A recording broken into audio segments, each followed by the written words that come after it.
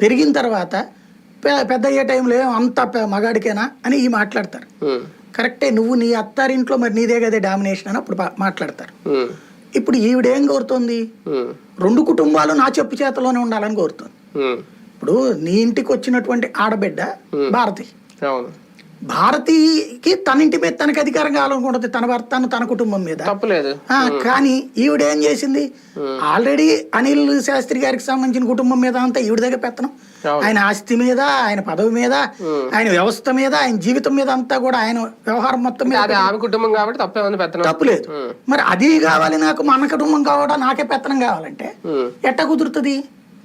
అంటే 2 కుటుంబాల పెత్తనం నేనే తీసేసుకుంటాను. నేను బయటికి రావడానికి కారణం అన్నే, దానికి సాక్ష్యం అమ్మే అని క్లియర్ గా చెప్పేశారు నిన్న. అంతే కదా. అంటే దానికి అర్థం ఏంటి, ఈవిడ పదవిలో కూడా నాకు ఆస్తి కావాలన్నట్టుంది. ఆస్తుల్లో వాటా టైప్ లో, ఆస్తుల్లో వాటా అయితే నేను విన్నదైతే రాజశేఖర రెడ్డి 3కి రాసేసారు. అందులో ఇప్పుడు విజయమ్మ గారి పేరున ఉన్నటువంటి అయ్యామన్నా రేపు పొద్దున ఆవిడ విజయమ్మ గారు మరి ఎవరికి ఇస్తారో ఆవిడ ఇష్టం, షర్మిలకి ఇవ్వచ్చు లేకపోతే. కానీ ఇప్పటికీ ఏం జరిగిందనే గుట్టు అయితే అఫీషియల్ గా వీళ్ళ 3 నోట్లోంచి రాలేదు, జగన్ గారి నుంచి కానీ, విజయమ్మ దగ్గర నుంచి కానీ, షర్మిల దగ్గర, రాధాకృష్ణ గారు చెప్పడం, ఇంకొకరు చెప్పడం తప్ప అంటే అఫీషియల్ కన్ఫర్మేషన్ అయితే లేదు. వారైతే ఇప్పుడు స్టార్ట్ అయింది, లోపల ఏం జరిగింది అనేది కూడా ఆమె బయట పెడతారేమో, రేపో మాపో అసలు ఏం జరిగిందో కూడా